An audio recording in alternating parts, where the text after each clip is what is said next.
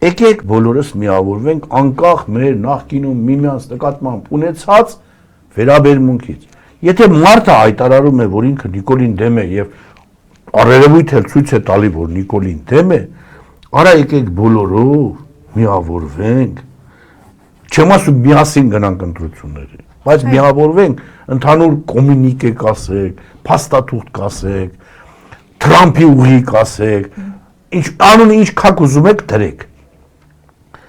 Գանք համաձայնության, որ այս բոլորով միմյանց հետ ինչ փոխհարաբերություններ եւ ինչ մարտավարություն ենք մշակում ուրեմն այս ընտրություններին։ Եվ նենց անենք, որ հանրությունը իր պայքարի քաղաքական հասունության պիկին հասնի հունիսի